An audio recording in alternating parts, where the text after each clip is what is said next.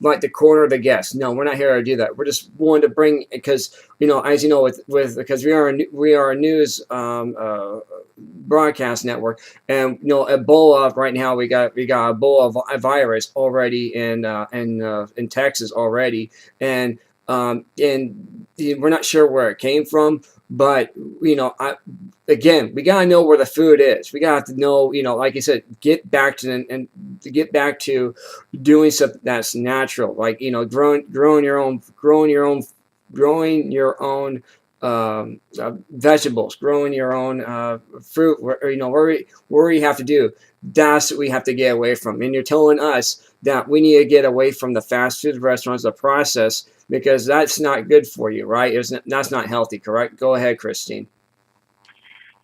Yeah, I mean, I understand that fast food is kind of a cornerstone of a lot of our childhoods. And back in the day when there was less research, and it was about convenience, that was the way a lot of us ate, and myself included. I grew up eating a lot of Happy Meals and stuff.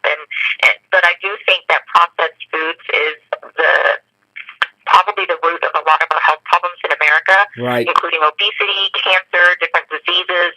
I think it's really what we're putting in our bodies, and I think it's stress. I think those two things are kind of contributing to a lot of illnesses and ailments that we are seeing in our society nowadays. And I do think processed foods is a big part of it. Just looking at the ingredients labels for a lot of foods that we're buying in the grocery store, especially in the center aisles, where they say to always buy on the peripheral aisles of the grocery store, where it's the produce or the meats and those areas that I think are containing foods that are more that don't have the long shelf life, so there's less preservatives in them. They're fresher foods, and so if you're reading the labels of a lot of the canned foods, packaged foods, there's different ingredients that you really can't pronounce, and it's chemicals and it's other preservatives and it's things that you don't recognize. So, I talked to a nutritionist that has been helping me a lot with healthy eating lately, and she says really the rules of thumb that you should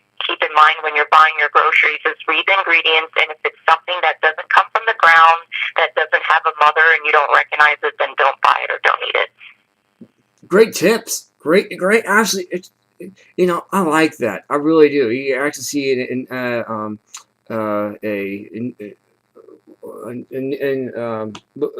what's the word again? You see it in Nutrisystem. You're seeing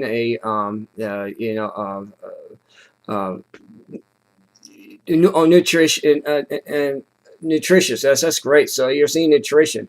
You're seeing. That's cool. I like that. So you're seeing nutrition, and so she told you, if you don't like processed foods, you should. If it's not organic the way God created it, don't eat it. Is that correct? Is basically what is that what I got?